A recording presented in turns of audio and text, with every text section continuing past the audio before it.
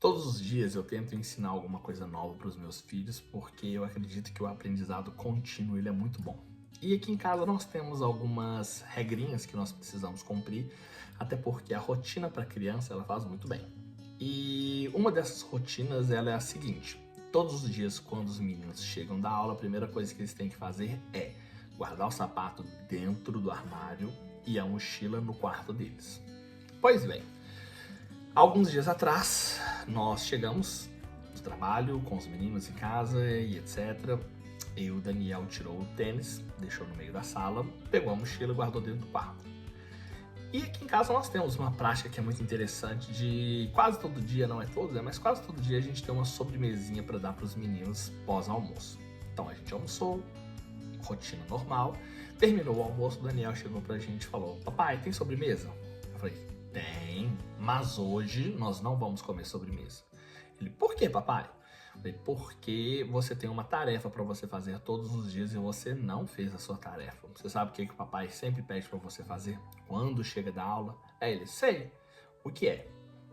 "Guardar o sapato no armário e a mochila dentro do quarto." Eu falei: "Pois é, e você fez o que o papai disse?" Aí ele disse: "Sim, fiz.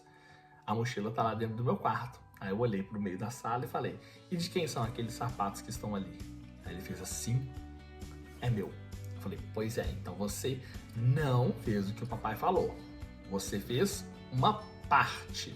Mas quando o papai dá um direcionamento, só tem duas opções: ou você faz ou você não faz. E nesse caso você não fez.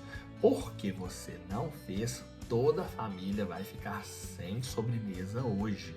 Porque nós não vamos comer sem que você coma também. Então todo mundo vai ficar sem sobremesa." E ele aprendeu uma grande lição nesse dia que todas as vezes que o papai dá uma direção, tem que fazer tudo o que é falado. E quando eu penso nisso, não consigo deixar de lembrar de uma história bíblica que está registrada lá em 1 Samuel capítulo 15, na qual Saul sai para a guerra contra um rei e Samuel dá algumas direções para ele. Vindos de Deus, Samuel ora ao Senhor, dá algumas direções para ele e envia Saul para a guerra. Nessa guerra, Saul sai vitorioso, porém, a principal direção de Samuel era: não pega nada desse povo, queima tudo, não pega nada, não leva nada para casa. Porém, Saul, percebendo toda aquela riqueza com animais e etc., resolve pegar algumas coisas, junto com os soldados e trazem para casa sorrindo, achando que tinham feito tudo aquilo que Samuel tinha dito para fazer. Quando os dois se encontram, Deus já tinha falado com Samuel que tinha desagradado da postura de Saul. E isso nos mostra o quê? Que muitas vezes eu e você queremos obedecer a Deus, mas do nosso jeito. Saul foi repreendido e rejeitado por Deus como rei de Israel porque ele cumpriu parcialmente as ordens de Deus. Ele foi rejeitado porque ele entendeu que fazer do jeito dele era o melhor jeito.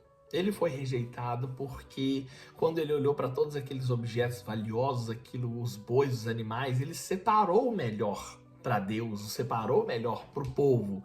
E o restante ele deu fim. Mas a ordem não era essa. A ordem era: queime tudo, não pegue nada. Só que a gente sempre tenta dar um jeitinho, A gente sempre tenta fazer com que a nossa obediência parcial gere frutos de uma obediência total. Só que nós precisamos entender que com Deus a história é um pouquinho diferente.